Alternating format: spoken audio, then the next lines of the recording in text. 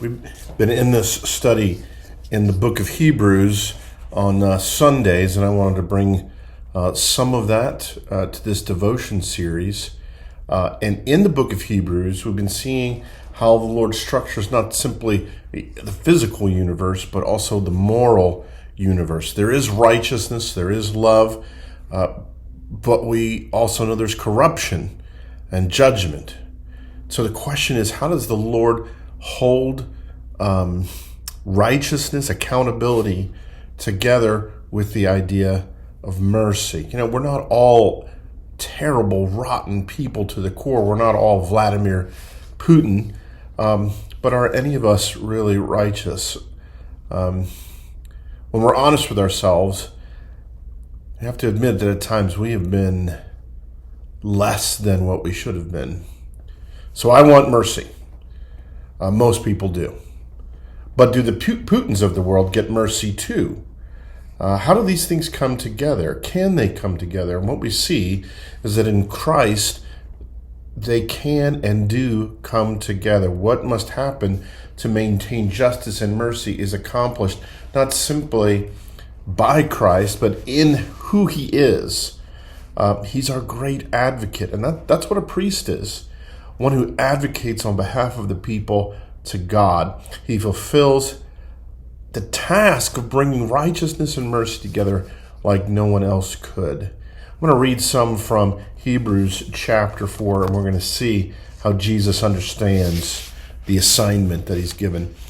Chapter 4, verse 14. Since then we have a great high priest who has passed through the heavens, Jesus, the Son of God. Let us hold fast to our confession. For we do not have a high priest who is unable to sympathize with our weaknesses, but one who in every respect has been tempted as we are, yet without sin. Let us then with confidence draw near to the throne of grace, that we may receive mercy and find grace to help in time of need. I want to show you a picture.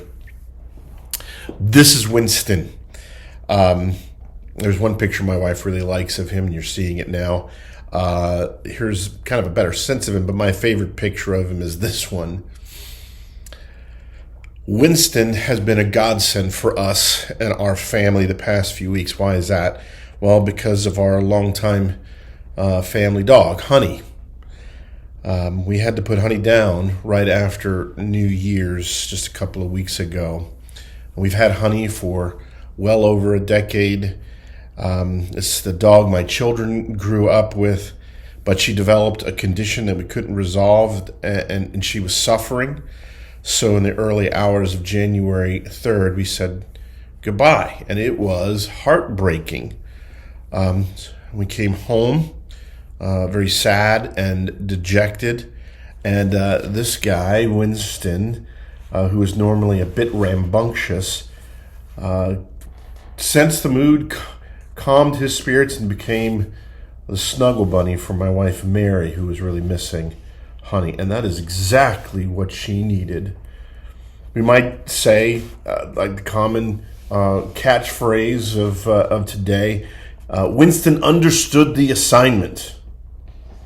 You know, human beings, we're glorious and wonderful creatures, but we get ourselves into some perplexing and vexing jams. Sometimes we feel there's no way to solve that problem or to complete the assignment.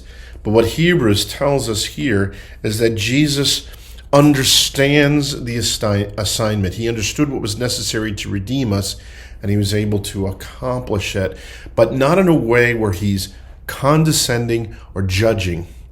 But because he became one of us, he gets it. He didn't have the failings we did. You know, when we have a rotten, horrible, no good, lousy day, and we come home and we bark at someone we love, we respond poorly.